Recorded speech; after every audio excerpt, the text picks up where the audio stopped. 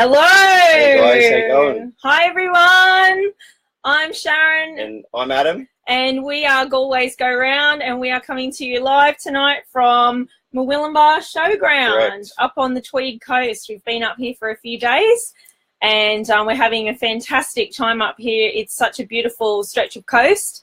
We know that lots of people head to the Gold Coast for fantastic times on their holidays, but there's loads to see just around the border and a bit south of the border as well.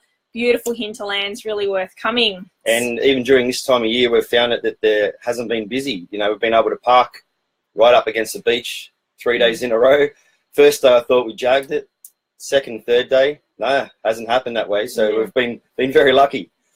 So, yeah, we've got some people coming online, which is fantastic. It's really exciting.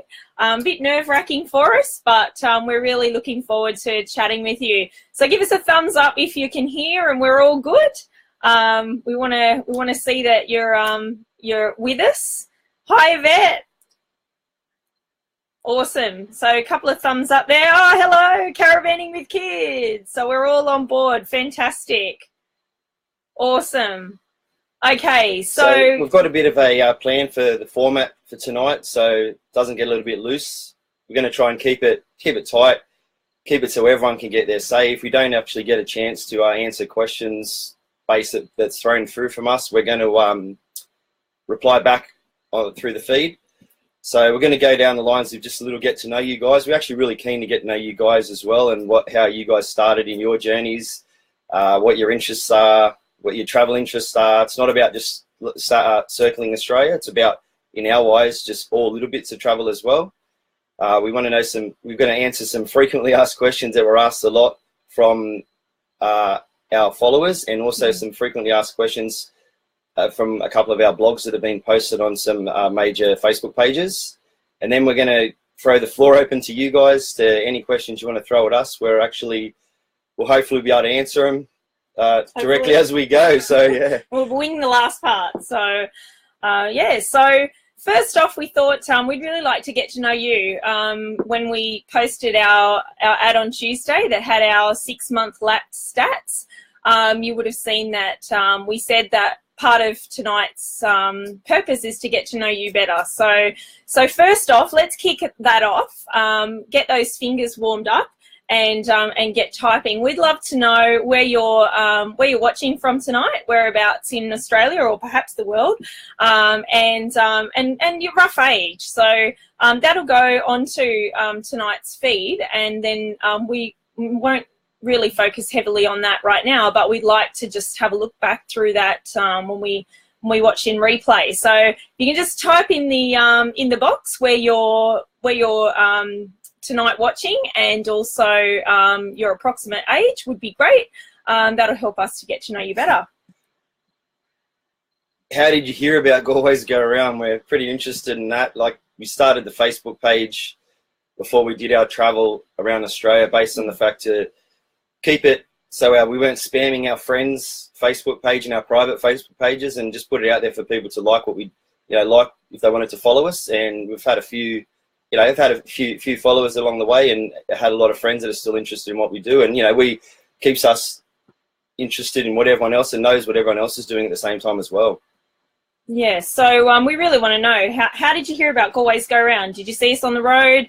Have you seen us on Facebook, Instagram? How did you get to know us? Maybe your friends and family. We've got lots of friends and family that follow us, and we love that. You guys have been our supporters right from day dot, and that's awesome. Oh, this is great. We've got some people posting their age and where they're from so far, which is great. And yeah, so throw on in there where you first heard about Galway's Go Round.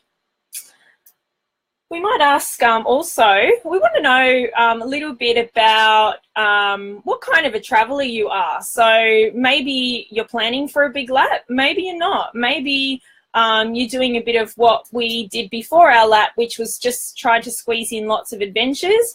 Maybe you're not somebody who's done any caravanning camping before, but it's something that you'd really like to get into. So we'd like to know, what kind of a traveller are you, and whereabouts on the journey are you, at this point in time. So, and we hope that down the track will just help us tailor a little bit more to our audience, so we know who's watching and making sure that we're getting the content right for you. Then what else would you like to see from us? Is there anything that we don't do that people are interested in? Obviously, the actual Facebook 6-month lap post is quite in depth, but we've had a few people come back with some more information about fuel and about cars and about servicing of cars. So if there's anything else that we're missing that people believe that you need to see more of or want to find any more information, if we can help, we're happy to help. Absolutely. Yeah, please do get in touch. So keep that getting to know you information coming in. We love that. Keep those fingers going. And yeah, just keep posting in with your location, your details, what kind of a traveller you are. Tell us a little bit about you. We're not going to read through that right now, but we really will look forward to reading through that at the end of this session when it stays on our page. So what we're going to do now is we're going to just address some questions that are quite common. We do tend to get a lot of the same questions. So we thought we'd just run through some of those for you to kick things off. And because to be honest, we weren't sure how many people would actually turn up, but it looks like there's a few. Hi, Cheryl. I remember meeting you at Air Salon. Oh, yeah, great. We do. So we will, it looks like we're going to have some people who have some questions, which is great, but we'll just move things along with some of our frequently asked questions and just some follower questions that have come through in the last few days since we posted our 6-month Big Lap stats. So the first one we have came in from Jess, and she's asked our favourite place around Australia. Well, it's a big ask. It's a very big ask. It's a big country. Because we go into every place we go to based on the fact that look at what's good about the place. We don't try not to compare. It's kind of hard not to. Everyone's got their own elements of what they like and what they didn't like. But I would probably have to say for myself, and Sharon will probably agree here, that the top end. I love the top end. Northern Territory was an absolute surprise, eye-opener for us. We loved it. We love the top end, yeah. Then across to... Carragini was a big favourite of mine. Carragini is definitely a big favourite. And considering when we planned originally to go, we're going to go to Carragini, and after all the gorges through the top end, we sort of, Sharon and I just said, we needed salt water. It was hot. Yeah. And we put it to the kids, and the actual kids decided that we are going to Carragini. They wanted to Carragini, and they gave us the biggest gift of all by saying, no, we want to go there because it was just awesome. Carragini is probably a case of why you shouldn't delay a trip around Australia. It's just, it's magic. It's magic and it's tough. So yeah, we decided we didn't want to wait till we retired till we actually explored a bit more. Yeah, some of the walks are quite challenging. Class 5 walks for people who understand the category system of walks, so it's quite challenging. Went in with the idea that, yeah, our kids would be fine. Noah, at 3 he was then, was probably, coming to think of it now, was probably a bit risky for us to take him in there. There were a few hairy moments, put it that way. I did knock him over once and drag him halfway down a waterfall, but hey, he's fine, he survived. Thankfully, we heard more stories that were far worse than ours come out of Carragini during our time, so we were pretty lucky. Correct. Probably Tasmania would have to be one of our favourite parts, and it's hard to isolate, but Cradle Mountain was a big one for us while we were there. We were actually in Tasmania this time 2 years ago, and it really changed us, didn't it? It did change us. So yeah, it's just an awesome place. If you haven't been, go. It's great. So yeah. Stuart Walden, I don't need a personal chef. Hi, Stuart. Stuart's Adam's first boss. All right, let's go on to the next question. Trevor, vehicle and van maintenance. We actually left this off our Facebook post. Yeah, we accidentally. We didn't add it. Think of it. But it's something that people wanted to know more about. Our car is still under warranty, so we do the warranty services. Every 10,000 Ks, the cruiser goes in for a service. We had the car serviced in Cairns. Then we had the car serviced again in Darwin.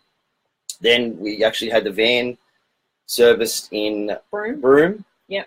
Just for the 10,000 kilometre service on the van to give it Oh, sorry, first First service. Sorry, the first service, and then we also had the car serviced again in Albany. Yep. And they were funny enough. Yeah, shout out to Albany Toyota. Amazing service if you're down there. If you're traveling around, go to Albany Toyota. Yep. They booked the car in at 2:30. They picked me up. I drove the car in. They dropped me back into town. They called me. They picked me up. They told me, I'm sorry that the car isn't ready because we're washing it. And after Carragini dust, well, I was happy for him to clean the car. Yeah. So, yeah, very good job, reasonably priced. So pretty much that's a standard service for what we do is what we do. 10,000. Follow them. We've had two fuel filters changed, not based on the fact that we actually had bad fuel, based on the fact that we wanted it. Yeah. So just in case, so we've got two fuel filters changed. Once in Darwin. Yep. And once back in Sydney, up the Central Coast. Yep. New set of shoes. Oh, correct. New set of boots. The Cruiser went around with the all-terrain Cooper tyres, Toyo tyres. Sorry, all-terrain Toyo tyres. Yeah. And then we just had a new set put on in Bob Jane T-Marts, Blaxland Road in Campbelltown. Awesome. Go down and see Brad and Beck. They're great friends of ours and they do awesome work for their community. We love them. Thanks, guys. Hope you're watching. Yeah, they're big supporters of the local area. So if you need tyres, go down and see those guys. Yeah. Something that is not a service matter as such, but we really recommend premium roadside assistance and windscreen protection on your insurance. We have chipped a windscreen. We broke a windscreen just before we left, actually, and that had to be replaced. And we did chip a windscreen in Shark Bay. Unfortunately, we don't have a really good story behind it. It was on a bitumen road by doing about 60 kilometres an hour. Toyota Eco went past us, threw up a stone and had a chip in the windscreen. So not a real good story. No stories there, but that obviously needs to be replaced. So yeah, they're things that we'd recommend with your maintenance and vehicles. We also touch on that as well. Had a stone caught behind the disc brake in Shark Bay, and Denham. Managed to call the RAC, who came out, took the wheel off, took the disc brake off, the stone fell out. 4 minutes later, back on the road. Yeah, so that was thanks to the RAC over in WA. So that was all covered under our nationwide roadside assistance with NRMA. So highly recommend that you get that. You can get in a jam at any time, and it's great to know that you can get out of it easily, even though you could be miles from anywhere. And fortunate on the trip, we only had one flat tyre, and it wasn't actually a puncher. It was the same day. We called the RAC out to actually get the disc brake fixed, and then realised that the back tyre had gone down. There was a loose valve on the back tyre, and that's the only issues we've had the whole trip. Yeah. All right, we had a question come through this morning on that post of our 6-month lab, and from Rachel. So hi Rachel, I hope you're watching, but we just wanted to really unpack your question tonight because it's quite loaded and there's a lot there that we wanted to talk about. So Rachel says, we are doing a very short caravan holiday, 8 weeks from Tassie in July, August up to Fraser Island. I'm quite concerned about what the caravan parks will cost. I've worked out online that most of them will be $80 to $90 a night. We have 4 children ages 4 to 12. My questions for you are, did you find some brands of parks were better priced than others? Is it cheaper to book by phone or internet? And 3, did you have to book caravan parks far in advance, or were you able to just rock up on the day? So firstly, Rachel, what we really wanted to say is 8 weeks is not a short holiday. 8 weeks is an awesome holiday. We traveled the country in 6 months, and we had so many people say from the get-go, you're not going to do it. You're not going to see anything. You're going to skip so much. And it couldn't be further from the truth. We've seen loads. For anyone that's been following along, we've really seen a great amount of our country. So please, 8 weeks is a fantastic holiday. We did a similar trip, actually. We went from Sydney down to Tasmania. We spent only 2 weeks in Tassie. We didn't get to the West Coast, but we did the East and up the centre. And from there we went up central Victoria and New South Wales, all the way up to Armidale, and then across and down the hill from Dorrigo to Coffs Harbour, where we had our annual holiday, and then back to Sydney. And that was a 5-week trip, and it was absolutely amazing. So I think the message there that we wanted to say to everybody is every little bit of holiday counts. In 2016, we went to Tasmania. We went to the Sunshine Coast. We did Victoria's High Country, Bright and Myrtleford, Beechworth, those areas. We did the Great Ocean Road, and we also did Kosciuszko. And we did all of that in annual leave, standard annual leave, and over long weekends. So I think I did take 1 week of long service leave that year. So, you know, really, you can do a lot in a very short space of time when it comes to travel, and it's a matter of just start. You know, plan a long weekend, you know, and really get started on those trips. It's not a competition who's on the road the longest. It doesn't matter how you do it, just as long as you do it. And that's really the message. Just get out there and enjoy it. That's what matters. So that's the first part that we really wanted to say. You are probably right in saying that your family could cost $80 to $90 if you're booking through Premium Parks. With 4 children who are mostly school-aged, you will pay. It's quite simple. You will pay. But we've found along the way that sometimes if you just ask for a better rate, often they will oblige and give you a better rate. You know, there's no harm in asking. You do have 4 children. It's worth doing that. And also, we would recommend that you get a Travel Australia with Kids membership card, which is a fairly new thing that they've started. But collectively, travelling families can look for better discounts and better parks by doing that. Definitely check out WikiCamps. I'm not sure, Rachel, you didn't allude to your actual setup, how that looks, but check that out, because if you are able to do some free camping, that's definitely a way that you can save. And that's how we kept our overall accommodation average per night down, because we were paying, you know, often we were paying these prices too, but then there'd be other nights where we wouldn't pay anything, or we'd pay really low prices, $10, $20 a night. And over time, that just brought our average down to the $43 per night. So if you can juggle it that way, then you can get the best of both worlds.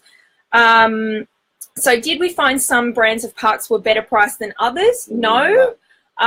In fact, sometimes within a certain chain of parks, we found better deals at some parks than others. For example, we got an amazing deal at Discovery Parks in Whyalla, and it's a great park. It's right on the foreshore. We got a really good price there, and they offer so much for families. It's unbelievable. So you know, so we didn't find any real consistency there within certain chains. We even had a great deal with Ingenia at Cairns Coconut. So you know, keep an eye out for the specials. Sign up to their emails, and you will find that sometimes some specials come up through the emails. That's always a good time to book. Next part, is it cheaper to book by phone or internet? Like I suggest, ring and ask for a better price. Don't book over the internet. You know, I mean, sometimes you may have to, but quite simply, it's worth asking over the phone if you can get a better deal. And did you have to book caravan parks far in advance? No, not a whole lot. We did allude in our 6-month stats that we couldn't avoid school holidays, and we were in Cairns in July, which is peak season for them up there, and then we were in Coral Bay in the September school holidays, which is peak season for them there too. So we did have to book ahead in those areas, but by and large, you know, when you're traveling outside of school holidays, you shouldn't have too much of a problem. Over January on the East Coast, I would say, you know, there's a very good chance that you should book if that's the time of year that you're traveling. But did you have anything to add? Yeah, just a good mix of free camp, of national parks, of caravan parks is what we found worked for us. There's plenty of people out there that go full 5-star the whole way, plenty of people with free camp the whole way. Just got to find out what suits you to your budget. And it doesn't matter how you do it, as long as you do it. That's the thing. It's very individual. Same with setups. It's very individual. People like different types of adventures. So just get out there and do it. Doesn't matter how you do it. All right, let's move on. Favorite apps. This is another one that comes up quite often. And WikiCamps. I find our favorite apps are WikiCamps, based on WikiCamps. Based on the fact that you can actually do it offline. Yes. Yes, download those maps, have them on your iPads. And you can search offline. We actually found that WikiCamps was better for us whilst we were moving in some areas as well. Yeah. We also a fuel map app. Yes. We do the fuel map. That's how we keep track of our fuel spends and the kilometres we do. And WikiCamps, we always compare WikiCamps to something else as well, which is a Campermate. So it means it gives a good comparison because WikiCamps can be opinionated a little bit sometimes as well, which is, you always look into it for yourself. But Campermate, if it backs up what Campermate says as well, then I'd probably run with what you've read. Yeah. WikiCamps is definitely our go-to. But sometimes if, the comments seemed a little bit uncertain or inconsistent, then often we'd go to Campermate and we'd find that would give the answer. So, recommend that. Okay, where did we stay for our 6 months?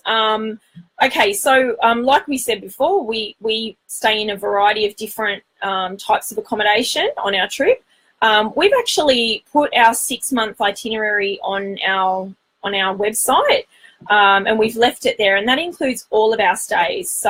And for the length of stay. So we've left it there for you to have a look at. There's a link to our WikiCamps trip planner, and we will leave that there. We're going to tweak it a little bit, but it'll stay there for those people who are looking at planning a 6-month lap, or maybe even a 3-month shorter lap, half lap.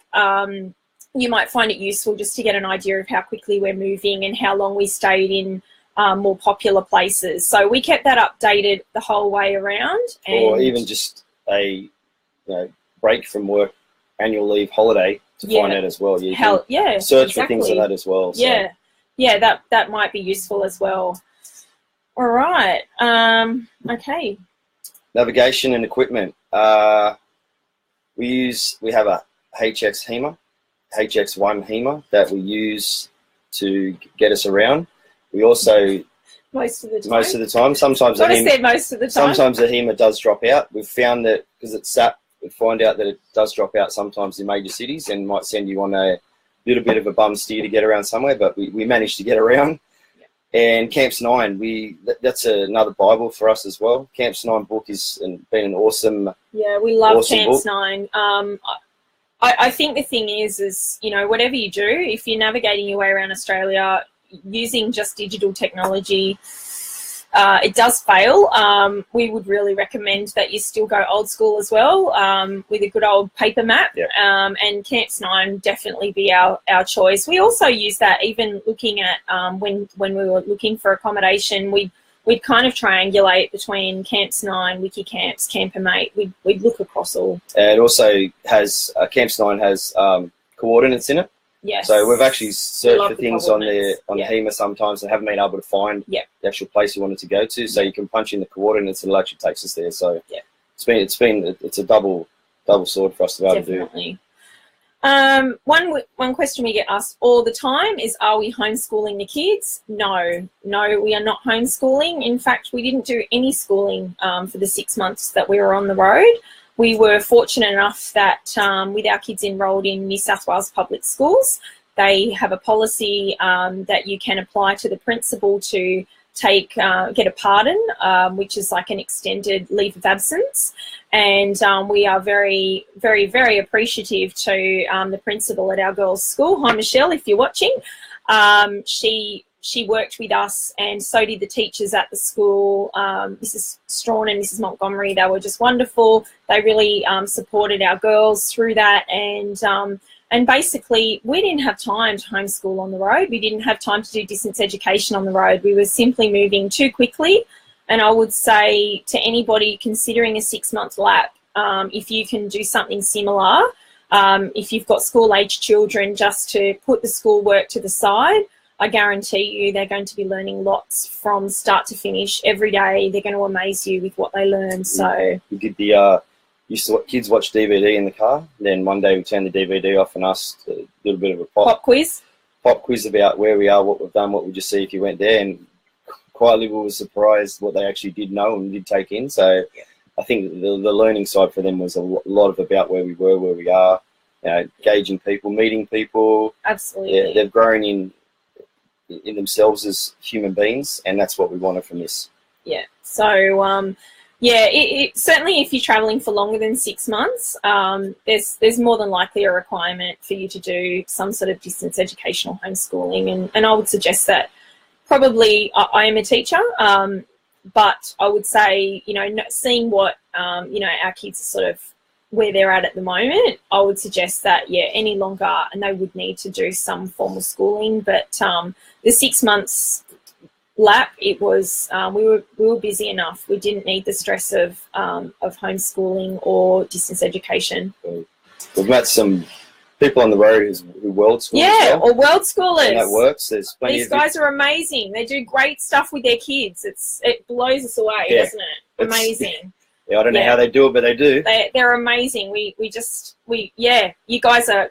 Oh, we're in awe. We are in awe. You do some great work with your kids, and but no, for a 6 month lap for us, we were happy to be free of that. Open the floor to questions. If there's anyone all right, here we go. Who has any questions they want to ask, so it's over to you guys. Feel free to pop in and ask us any questions now. I'm just going to scroll through a little bit because did we work on the road? No. We're fortunate enough we didn't have to work on the road. We actually we actually resigned from my position and have fortunately I'll go back to work on Monday, which is fine. Yeah, that's okay. New job, so that's good. Can't wait. So no, we didn't have to work on the road. Yeah. What model drone do we have? The camera gear will go across. Thanks, Liam, for your question. Hi to 4 hands in a tin can. Mavic Pro, very amateuristic drivers of the drone. Sometimes but an amazing quality. The quality of that drone is just unbelievable. What you can actually do with it, the photos that you get. I think the drone makes us look good, and the landscape does as well. You know, especially the Naruma. The Naruma photos that we got with the drone with perfect conditions, just unbelievable. So, yeah. Last summer we borrowed our nephew. Hi, Jack. We borrowed our nephew's Phantom 3. We found it very cumbersome to travel with, and not very practical, just because of the sheer size of it inside a caravan. We were in our 18-foot caravan at the time, not our current Condor. But it was just too cumbersome. So we'd already decided that the Mavic Pro was the drone for us, and we love it. Don't we? It's awesome. It's compact. It's portable. It's amazing. Mavic Pro, 2 Hero 5 GoPros. Yes, and we love the GoPros. We have a digital SLR camera that never comes out. Hardly comes out. It's too cumbersome. I'm terrible at it. We just shoot with the GoPro, and even the kids can take photos. Anything you'd like to change with your tug? Yeah, Simon, great question. Anything you would change with your tug or van setup? In my own opinion, we have the best tow vehicle, which is the 200 series. Unbelievable car. Got us. We didn't really get in trouble, but got us out of everything. Yeah, pulled like a dream.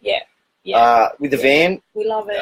Not really. Wouldn't change anything with the van either. We had a good intel and a good decision making at the start process when we actually before we bought the van. So we pretty much got what we want. Yeah. This is our 4th caravan, so we've had plenty of experience in the caravan. So we sort of knew what we wanted.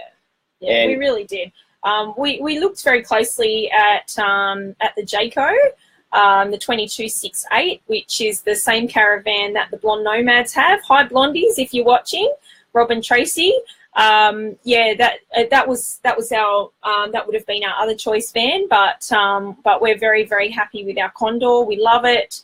It's a fantastic layout. And it's not off-road. It's all-terrain tyres and a 2-inch riser on it. That's all the off-road side about is the van. But we carry our tent. We've got about $200 worth of Camping Kmart gear. camping gear that's come with us around Australia. We've used it quite a few times when we've left the van to go off-road a little bit more, and we're very, very happy with our decision to do that. All right. Leash. Hey, Leash. Enjoy Narooma. Make sure. Hopefully you got good weather. Loving it. Woo! Hopefully you got really good weather. And yes, hi Matt from Everything Caravan and Camping. Look, we've got that's water. I'm a little bit boring. But hi Matt. Yes, we are definitely Team Ziggy. Woo! We love the Ziggy. Ziggy's. Yeah, to each your own. If you have a Ziggy, you can have anything as long as you're cooking what you want to cook on it. But the Ziggy works for us. Yeah. Someone change about, Matt. Okay. Any suggestions for traveling? Okay, so Taylor. I think the best. Hang on, we'll just read it. Thinking about doing what you guys have and suggestions for traveling with kids in general. Best hidden places to see. Okay, traveling with kids in general. Look, I have to say, start them young. Get them used to being in the car for long periods of time, and really just get them used to traveling. Our kids, we bought our first caravan in 2009 when our eldest child was 4. So Ava and Noah, the little ones, have both been away at 8 and 10 weeks old in a caravan. They've been bathed in the caravan sinks. So they're very used to it. So if it's something that you haven't done before, I would really recommend, if you want your big trip, if you're planning one to get off to a good start small, get them used to it, get yourselves used to it, and get into a bit of a routine, and it'll all go smoothly from there. It's deep in. With the travel side for our kids in the car, we're very lucky. Our kids just sit in the car, and we pull up to places. Sometimes after driving 8 hours, we stops in between, and then we have to tell them to get out of the car because it's time to get out. Chris, best hidden places to see. Kwandong. Go to Kwandong, a point on the Dampier Peninsula. It's about 50 kilometres north of Broome. If you have a look back in our stuff, you'll see we were camped on cliff top there. Beautiful spot. I think Francois Peron National Park. Francois Peron. Why aren't people going to Francois Peron? It's Everyone amazing. goes to Monkey Mia. Yes. Monkey Mia. Yes. Everyone spends time there. Everyone spends money to get in there. Yeah. It's good to see the dolphins that close. But it is. If you get But don't go past the turnoff without going out to Francois Peron. You need a high clearance 4-wheel drive. There's a lot of sand. 60 k's of sand driving that takes you onto a beach that is probably the most beautiful beach in Australia. It's stunning. It's stunning. It's up there with the best of them. So don't miss that. Yes. Okay. All right, Chris, tell us about your solar battery setup and how long you stayed at each spot. Thanks, Chris. So we have 2 batteries on board and 1 solar panel. So solar panel from memory is 120 and the batteries are 2 100 amp hours. And we carry a solar blanket for the car because we've got a DC charger for a second battery in the cruiser. Yeah, and one of the great things about the Condor, external Anderson plug on the back of the van that you can throw the solar blanket out where you want if you're parked up under a tree. Yeah, which is fantastic to chase the sun. It's such a great feature if you're getting a van built. I highly recommend that you put an Anderson plug on the outside to be able to chase it with a solar panel or solar blanket. But for how long we stayed in each spot, we were the longest we free camped was probably 5 days at a time off the grid. But look, we are very confident that we could have gone a lot longer than that. We have a 3-way fridge, so we run our fridge on gas. There was one time in Margaret River that we'd had quite a lot of rain and overcast day, and we were probably pushing it a bit much that night. Kids are watching DVDs on 12 volt. All the lights are on. Yeah, and the system didn't like it very much. But as soon as we turned everything off, the levels came back up and we're all good. I wouldn't worry about battery power if you got solar. My biggest concern is water. Yeah. So we've nutted it down that when we free camp, we can probably shower with about 35 litres for the 5 of us to shower. Yep.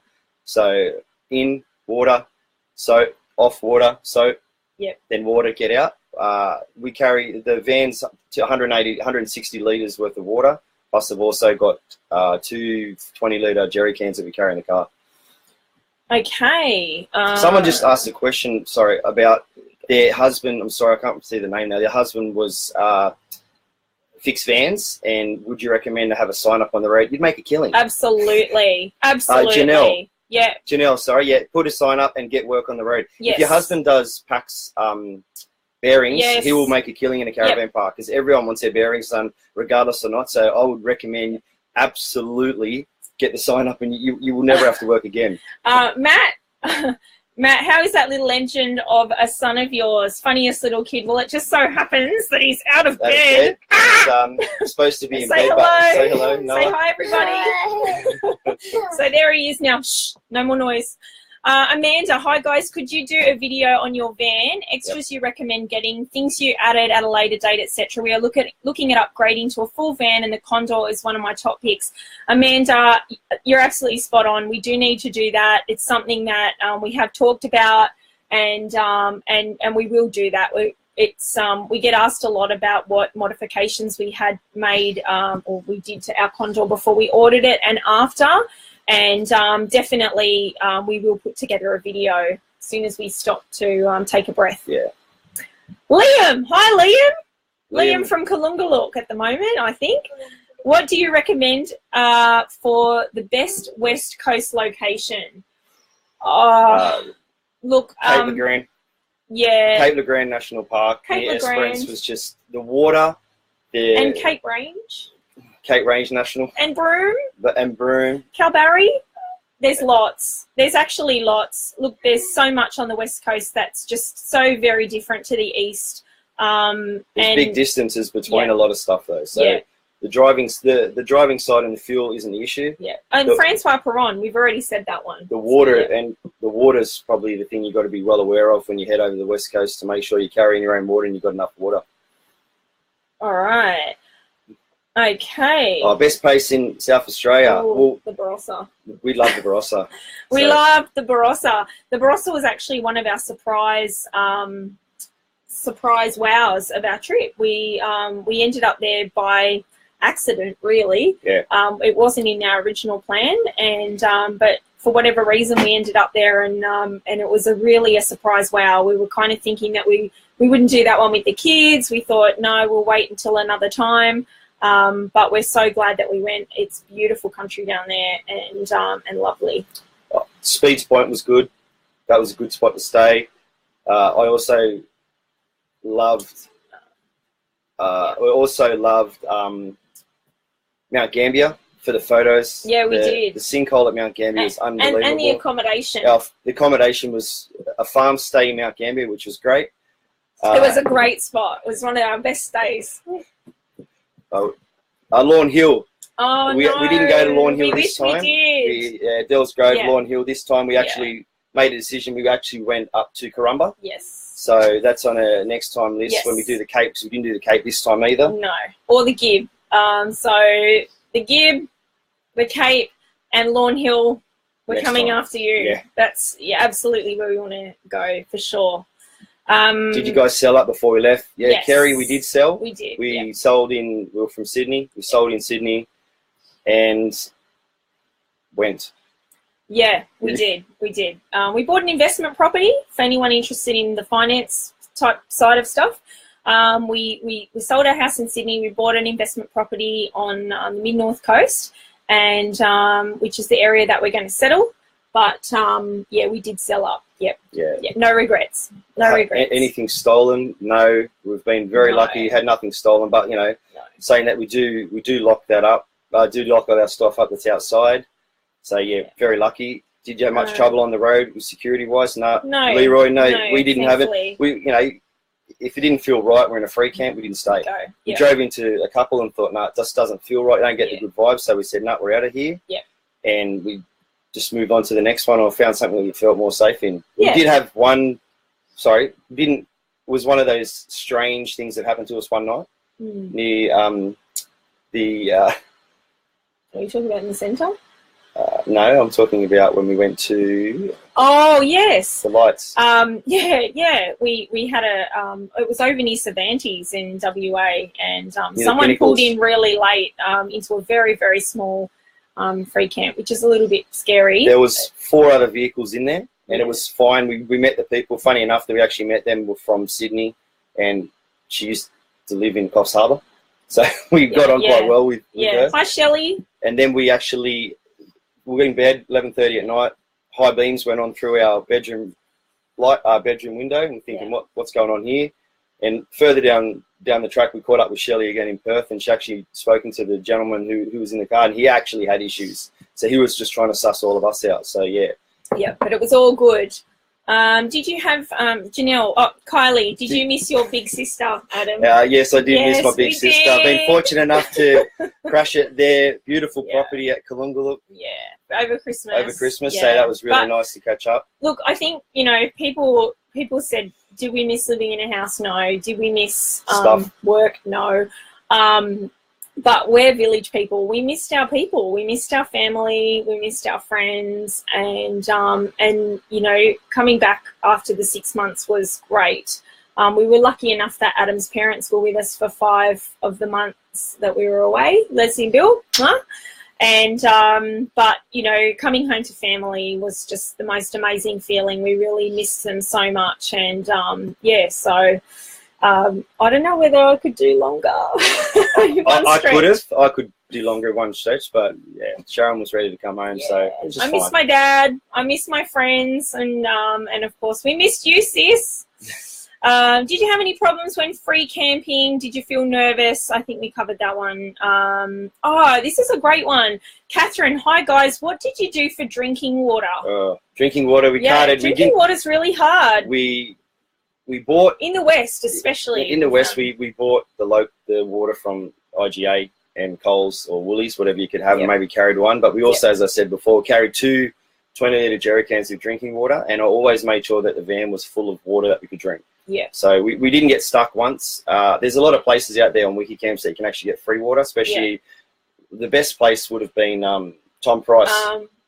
Tom Price and Denmark. Yay for Denmark if you're passing through. And Exmouth. Yeah, Exmouth so. was good, but I mean, down in Denmark they have this amazing little drive-through section for RVers, and it's like a one-stop shop. You've got the dump point, you've got the fresh drinking water. It's a great little town and the best IGA I've ever been to. So if you're in Denmark, make sure you stock up there because it's a great town that's really supporting RVers. Yeah. But drinking water was an issue. So we would definitely suggest carry those jerry cans with you when especially if you're free camping. When you go out during the day, take the jerrys, fill them up if you pass somewhere with a tap. And a little tip, a tap key. It's $5 from Bunnings. Pick up a tap key. Take it with you. Have it in your car all the time. Sometimes, even though there'll be a dump point with fresh water, often the tap top's missing or you can't get and use it. But if you've got a tap key, you can always get the water. And you don't always want to fill up your drinking water with a dump point hose. Exactly. Amanda, are you still living out of the van? Also, do you have a full annex? If so, how often did you use it? Yes, we're still living in the van. Yes. We actually were in the van for about a month before we'd actually left as well. Yeah. Van is home. It's we've had an interesting reaction from a lot of people with that. When we say we're staying in the van, they kind of balk at us. But no, we continue to enjoy the lifestyle and we love it. We don't miss living in a house at all. Not at all.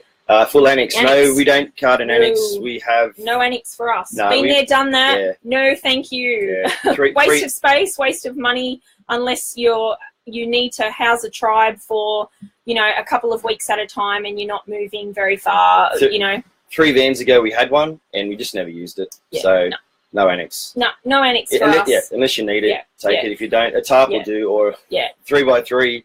Yep. 3x3 shade will do if you're just looking for shade. Yep. Stick it on the drawbar.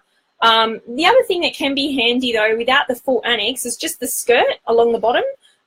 It just sometimes we used to, even though we had our last van had a full annex, we never took it with us but we would take the skirt, and it just stops the dust from blowing in. And also if it's windy and you can sit underneath the awning but not get that wind, you get full protection.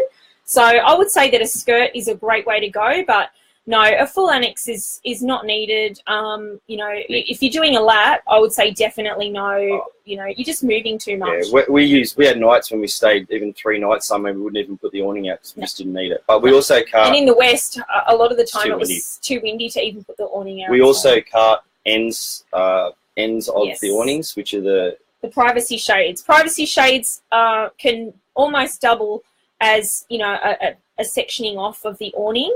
So that's what we use. We've got the 3 sides that we carry all the time. Sometimes we use 1, sometimes we use 2, sometimes we use 3. It really just depends. Where do you fill up with water? Or water designated areas, servos if they had them and they're available. It is accessible if you look. Wikicamps, punch in the search of water, and that will bring you up all the water spots that you can go to as well. In the top right-hand corner of Wikicamps, that's what that little box is for. Search water and hit search, and it'll show you where you can get water. So highly recommend you use that function. Same as if you're looking for a dump point, you can type that in there and that'll Or work. laundromat. Laundromat, if you need a laundromat, that's also a great answer. All right. Okay. Apart from a tap key, what other must-haves in the toolbox, etc.? I'm a chef, so not a lot of screwdrivers and bolt cutters here, but must-haves for us would be. My Dyson? No. For us, we don't do it. I don't try and do any car repairs. Compressor. One thing that's been amazing, we have airbags in the suspension of the car, which we had put in before we went. And with that, they're the Airbag Man airbags. With that, we got a compressor. Heavy-duty compressor. That's inbuilt now into our car. We got that done at Opposite Lock in Narellan. Hi to Anthony and the crew out there. They're awesome. But yeah, that has been just invaluable, hasn't it? Like on the road, not only just for checking our tyre pressure. I know we've blogged about that before, but tyre pressure is so important to keep it checked. It can be a major cause of sway. So keeping that checked. And it's not as economical in your fuel either. But also too with when you're, you know, if you're doing any off-road, you need it to, you know, tyres up, tyres down, and so on and so forth. So definitely the compressor is a good quality one. You know, we've seen the poor buggers on the side of the road just putting along with their, you know, with their cheap one. Spend the money, get the good one. Highly recommend if you can get the inbuilt one with the Airbag Man. They're fantastic. Yeah, very good. All right. Oh, hi, Leslie. Where? Yeah, we love our Dyson. We're actually in the midst of putting together our best of series. So we're going to put together a couple of lists for you of the best gear, the best places in Australia by state, and so on and so forth. So that's really one thing that you the Dyson is up there. I can tell you now, the Dyson is in our top 5 of items that we loved on the road. Obviously, they need 240 power, but because they stay charged long enough, and because we're only in a small space, we didn't use it on max. We just used it on the lower setting to vacuum, and we found that while we were free camping, we could still quickly vac through every couple of days, and until we got over it and went, yeah, whatever. But you know, when we were onto it, we were able to keep the Dyson charged enough to use it. But it's also great for the car, wasn't it? You used quite a bit in the car. Plenty of sand, 3 kids in the car. They actually have a shower after the beach sometimes and forget to shower. And forget to get the sand off, sit in the car and the sand gets everywhere. But yeah, it comes off. Yeah, great question from Adrian. What was your average fuel economy? From memory, about 19. It was 19.6. Yeah. But we will post that. I have got the stats. It's right here on my iPad, but I'm not going to look it up right now. But that is one good reason to keep the fuel map app, because it'll track all of that for you. So it's great. Okay, what other mod cons did you make on the Land Cruiser? Did you upgrade BTC? Not quite sure what that is, Simon, but on the 200 series, we love the 200 series. Like I said, we put the airbags. Yeah. We did a few things before we left, didn't we? We have an aerial put in. DC. Yeah, we put in the DC charger, which is invaluable. Have a battery in the car that our Waco fridge runs off. It sits in the car, which is 100 amp hour. Can last for as long as it's probably about 4 days with the battery. And then I also have the opportunity to put in a solar blanket, which was put in as an Anderson plug underneath the bonnet. So, when we pull up as a free camp, first thing I do is throw the solar blanket out to actually charge the batteries and just keep them up there. Yeah, we had some extra USB ports put in the car, which have been fantastic for charging things like GoPros, phones, iPads when we free camp and while we're on the road. So I'll definitely recommend that. Another thing that we've actually done, people often ask about our internet. We have a Telstra M1 Nighthawk device. And we used to, while we were traveling in the car, we just plugged that into the USB port in the boot that we had installed before we left at opposite lock, and that would just go. So we would have that ability to use Wi-Fi in the car. So if you're talking to upgrade of the suspension, the GVM of the car, no, Simon, we didn't do it. Didn't require. We actually don't even carry weight distribution bars on the actual van. Before we left, we had the weight distribution bars ready to go. Yeah. Did a lot of the measurements ourselves to figure out. No, we actually didn't need them because we didn't lift off the ground too much at the front, and we've travelled 30,000 k's on this trip with the van, and haven't 15 with the van. Sorry, 15 with the van. Haven't really felt that we needed it. So. No. Amanda, do you have a washing machine in the van? If not, did you wash at caravan parks or laundromats? Great question. It's actually something that we have blogged about.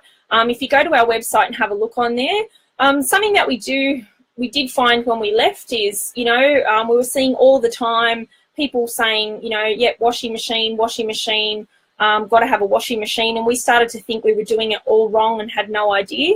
But pretty quickly we realised that we needed the space more than we needed the washing machine. On a 6-month lap, there were definitely pros and cons about having a washing machine, time being the biggest factor. So I won't go through all of the details of that, but we have a bit of a guideline for you on that blog that we did that is on our website about to washing machine or not. Have a read of it if you're ordering a caravan, because we think that it suits some people and not others. And maybe, if you're reading all the time how great washing machines are, and sure they are, they're a really handy modern convenience in a caravan. However, there are also some cons for larger families and people traveling on a time frame and so on and so forth. And also too is the price. Is sometimes you end up paying far more for a washing machine to be installed than what it's going to take you several years of traveling full time to pay it off. So it's if you want to wash in your van. Yeah. If you want to wash in a washing machine, there's no right or wrong. Just choose. We decided against the machine based on the space. Adam did. I did. I would have had one, but now I agree with him. He had it right. Just to give you an idea, I think we did have that in our stats. We paid about $13 a week. So family of 5. Yeah, it's less than 1% of what we spent over the whole time we were away, and that included other bills that we didn't have listed for everybody's eyes. So it's a very, very small portion of that. So really, and our time was worth more than our money for our trip. So we would wash on one day every 7 to 10 days. We carried enough clothes that we were fine, or we just recycled, or sort of rinsed and hung out. So but have a read of that on our website because it does go into detail. Do we miss my in-laws? And yes, of course we do. I only saw you at Christmas. Of course we do. Okay. Yes, I do. Hi, new liker. Glad I found you. Just seen a few pics and noticed you have school-age kids. How do you go with school? We did answer that one earlier, Renee, so have a look back at this video later on, and we have answered that. Matt, have you met lots of other families like yourselves? We have. The best thing we did was the bit of advertising on the car to say who we were. Yeah. And it brought us so many other families that we've met along the way. Yeah. funny enough, we met people in Cairns, we met people in Darwin. When it felt like Broome was, and then a family reunion in Broome. It was like everybody was there. 25 families that we met on the road, and all turned up the same caravan park in Broome, and it was just magic. So so many of those people, I think we can now say, they were our family on the road, and they've become great friends. So it's been awesome, and everybody's got their own story. It's amazing. This is a good one. Do you have ESC, electronic stability control? Yes, we do. It does not come standard on the Condor, nor do they fit it in the factory. However, we wanted it, and we had it done aftermarket. Basically, we went with Dexter over Alco because there is a difference. Dexter comes on with less % gradient of sway. So we went with the Dexter system.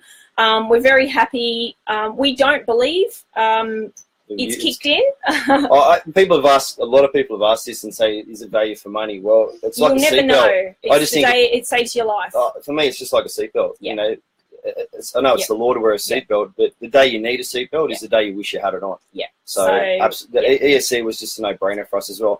I just want to add as well that I think it was valuable that we had on the van is our actual reversing camera or travel camera that's on reverse. It's on all the time when we're driving. It just, when overtaking or people are coming up towards you, I was absolute anti this before we actually had it. Was actually installed on the van. I didn't want it. He needed it. And it was the best thing that's ever on the van. It's just easy for us to, to park. It's got a speaker, so I can sit in the car. Sharon can be outside calling left, no, right, what you need to do quietly. Safety Dave is the brand. Yeah, very quietly, and it just creates everything. Driving through a caravan park or a busy campsite, I always turn the sound up as well because you're more likely to hear a kid. Yes. So or children run around. So it's been very good. Yeah. Katrina, did you take a sat phone? Yes. We took a sat phone. We have a Thuraya XT Lite. It cost us $750. We pay $15 a month for connection. Any more, you would pay extra for calls and text. Anybody could ring us on the satellite phone and not they'd just be charged a mobile phone call. Absolutely. We even took our satellite phone when we go on certain walks. If we were walking, when we walked through Karajini, when we walked through Valley of the Winds, at Katajuda, we took the sat phone with us. Why not? Absolutely. We actually have a YouTube video where we've outlined a lot of safety equipment. We even took an EPIRB. We have an emergency beacon that we had in the front of the vehicle in the event that we rolled over, that we would both hopefully be able to grab it. Our kids were briefed in knowing how to release the emergency beacon and use the satellite phone. They were drilled in that. Absolutely. Safety first all the way. Yep. Reverse advice for beginners, please. Daniel, Rowdy. Daniel Coles, we've had trailers. I've driven trailers, box trailers. We've driven 4 caravans. This is our 4th van, so 10 years of caravan driving. Almost. Mine. Before we went away, we actually did a tow-ed course. Yep. It was probably I dragged him. Probably the best. He didn't want to do the best thing we did. There's a method and science behind everything, and they explain the science to you how to do it, what you need to do, what you need to look for. So it was tow-ed course, mate. It's the way to go. It's the best thing to do. Absolutely. Couldn't recommend it more highly. And even ladies, get behind the wheel, have a drive. Sharon does tow as well. I don't reverse, and it's not because I don't think I could. It's actually the instructor. It's more the instructor couldn't get her in the spot. I couldn't tell her left hand, right hand down. So he could. That's not true. The truth is, when you've been driving for an amount of time and you get to your spot, you really don't. It's not the time to learn. So I would say to you, spend some time when you've got it, practicing reversing. There are really, really easy methods that tow-ed teach you. They're so simple. They're absolutely foolproof. Admittedly, we don't use them. However, that's probably because Adam was really experienced in reversing and parking before we started the journey. So, but the TowEd course is outstanding value for money, and I highly recommend that if it doesn't matter how long you've been towing a caravan, really, just go. Yeah. You know, go as a single or a couple. It's definitely worth it. Oh, Simon, brake towing capacity. I'm assuming you're asking about the cruiser. It's 3.5 ton. Yep. Yep. And we're underweight. We went over the weighbridge fully loaded before we left, just to make sure that it made us legitimate, and it's a law. We want to follow the law as well. Yep. Absolutely. Yeah, we did go over the weighbridge. Before we left. Really, really important to know what your weights are, and make sure that you're legal and safe. Yeah. Hey, Mark Singh, how are you, mate? I'll see you in a couple of weeks. Helena, hello, my bestie. What doesn't your van have, or what didn't you pack that you missed on your trip? There was this one little outfit that I just wish I packed. I don't know why I didn't, but I missed it. But I've got it with me now because I had it in storage and picked it up a few weeks ago. Realistically, we didn't.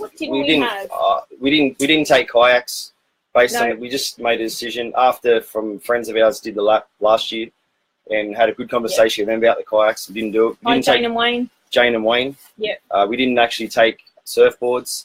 So we bikes. We took bikes. We ditched the bikes in Cairns, and we actually end up selling the bike rack in Broome. We did. So, but we didn't.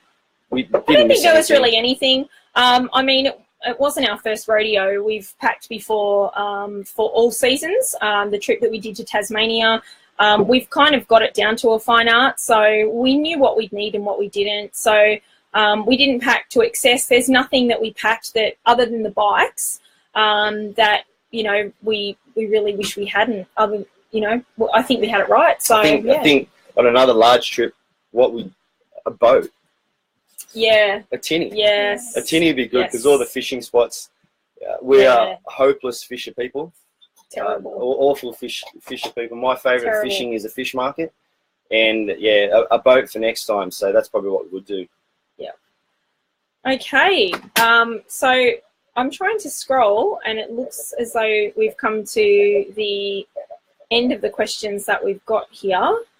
The last one that I can see at the bottom is, there's one. Liam. What brand of SUP do we have? We have a Red Paddle Co. Yes, we do. We love our Red Paddle Co., our inflatable SUP. It's awesome. Kids can ride it. Yep. I can ride it. Takes 15 minutes, probably 10 minutes to pump up, 5 minutes to pump up. Yep. We've smartly now got a piece that actually hooks into our compressor and can cheat with the pump. Tiny little thing. Cheat now and pump up on the back of the car. Yep. So And UHF and much forward driving. UHF is absolutely essential. I believe every single caravaner on the road should use a UHF, carry UHF. There's plenty of times when trying to overtake someone or someone's coming up behind you, you just can't get in contact with them. And I know that the truckies, they appreciate it. They appreciate it. Yeah, we weren't in any hurry, so we just let the truck drivers tell us what we wanted to do. Yeah. So that's UHF, absolutely. Yeah, and much forward driving, we did. Before going on our trip, we weren't experienced four-wheel drivers at all. It's not really something much we've done. It's something that we wanted to do, but we really didn't have other people to go with. We didn't have the car until sort of 12 months before we left. So, it wasn't something that we'd done much of. But it's been fantastic. Like we've really enjoyed it. We've earned our stripes on the road as far as four-wheel driving. Well, Adam has. I decide on the tire pressure. Navigate. But we had a lot of fun. One of the first times we really got the opportunity to do it was at Uluru by sunrise, and we hauled the Condor up this huge sand dune, and there's a YouTube video which is awesome, and we loved it. Yeah, it was good fun. So we did. We had a ball, and that was really the start of it. We went to El Questro. There's a lot of four-wheel driving at El Questro. In fact, I'd say if you're not into four-wheel driving, don't go there. because it's really for people who are right into four-wheel driving. Certainly, you know, Zebedee Springs and Emma Gorge are worth a look at, and you don't need to four-wheel drive so much into them. But to stay at El Questro station, you know, you would really only want to stay there if you were right into four-wheel driving. Amazing scenery. Yeah. But, you know, we did loads there. It was awesome. We loved it. And we can't wait to hit up some of those four-wheel driving tracks on the Coffs Coast. Best picture. Perfect place. Best picture perfect place, Liam. You've seen. I've posted on your. Oh, no way. Narooma. Narooma's up there. Narooma. I think Hellfire Bay in Cape Le Grand. If you're talking about droning, it's absolutely the pictures that I've done from Narooma are the best. But yeah. So how long before you get itchy feet and want to go again? Good question, Sue. Well, we've already got plans for some travel back up towards the Gold Coast in April, because we've heard there's a bit of an event going on. So we'll be back up here for that. But then we're not sure. We know that we've got some goals this year as far as travel goes, which is another reason why we're hovering in the van. We want to stay in the van, but yeah, we're not sure when or where it will take us. But we've definitely got some things going on. It's plenty to see. We don't proclaim to have seen the whole of Australia. We actually did a lap. We closed the circle, but we have. You know, there's so much to see. You can do 20 years on the road full time and still never see it all. Yeah. Where to next? Hi, Rochelle. Look, a couple of the things that we'd like to do. We'd love to do Outback Queensland and Dinosaur Trail. Track. Yeah. We'd love to do the Cape before it's tarred all the way.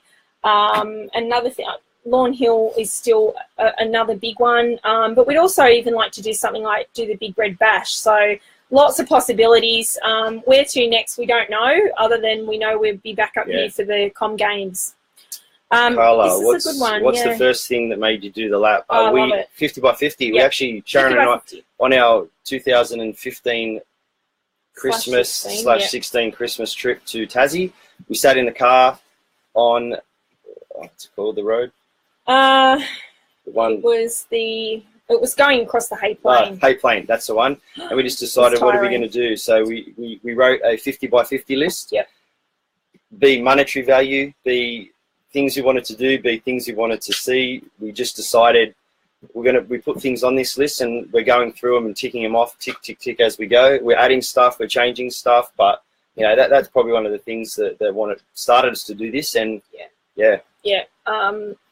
starting with a bucket list is just, do it.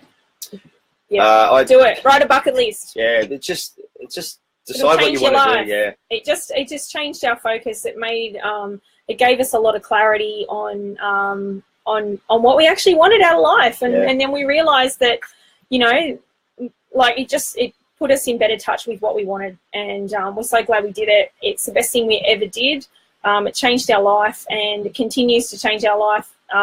We have had requests to publish our 50 by 50 list. It's something that we've talked about a lot of times, but we've decided no. Our 50 by 50 list is ours, but when we do something off our 50 by 50 list, we'll let you know, and we'll hashtag it with 50 by 50. So, yeah. Best free camp, best van park. We're in the process now of just going through some best ofs of this trip. Yeah. And we'll definitely post that. That'll be posted very, very soon. Yeah. Free camps and low-cost camps, and very similar. Best free camp, one that springs to mind would be Camberwheel, the Billabong. Yeah, it's a quiet little spot that you think that you're going down a dirt road to get onto to the side of a river, and when you come around the corner, you find out there's 200 other free campers out there trying to stay in the place. But it's a good spot. Yeah, things, Liam, things you brought in the van you wish you didn't, waste of time.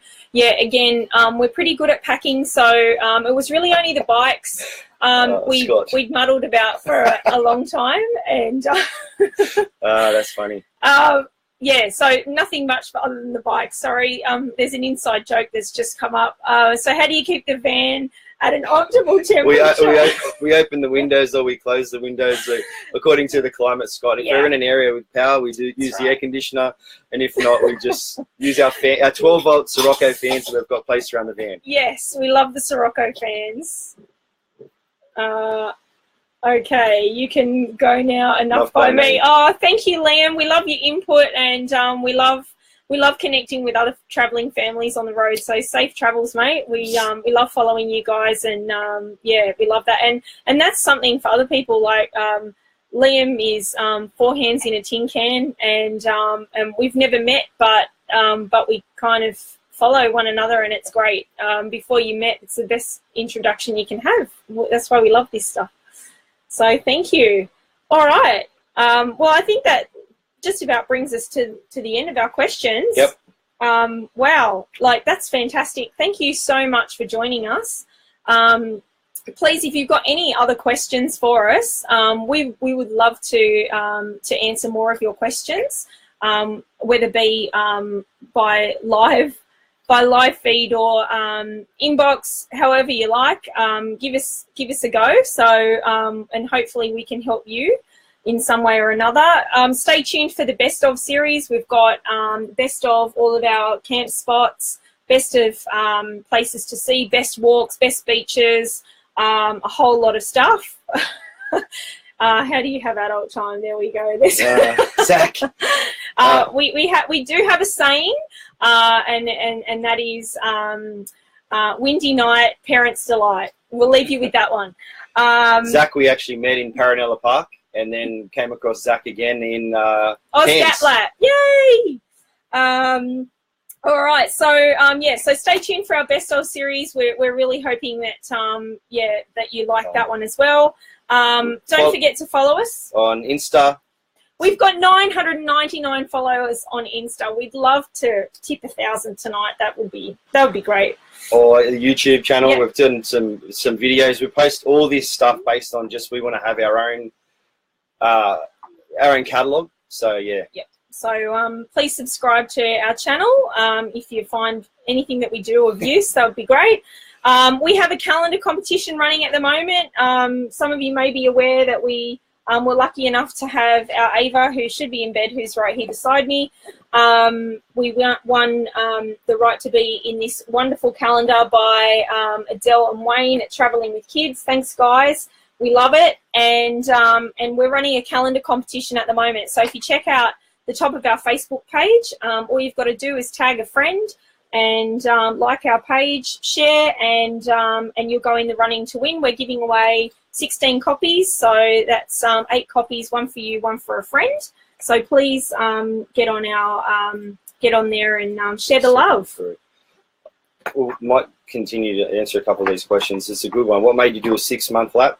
Carla, 6 months is unfortunately all we actually had for this time to do it. Our oldest starts high school, which was an absolute priority for us, for her to be settled in her new high school in a new area. And also the right to graduate the primary school that she'd been at since kindergarten. So we wanted to give her that. If you have a little bit look back in our stuff, you'll see her graduation and everything. And that's why we came back. And of course we came back to see our family and friends for Christmas, and we're so glad that we did.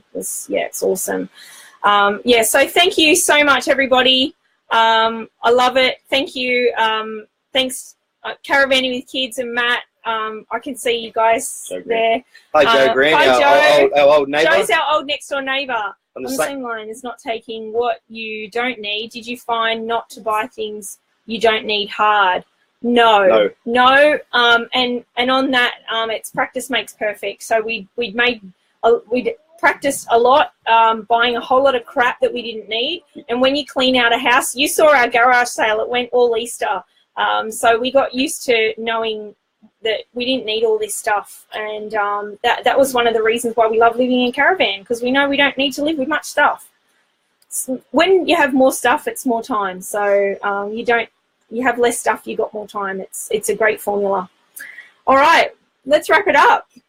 Thanks, guys. Thank you very much for listening. We've enjoyed it. Loved having your company, and we hope you got something out of tonight. Let us know. Drop us a an inbox comment.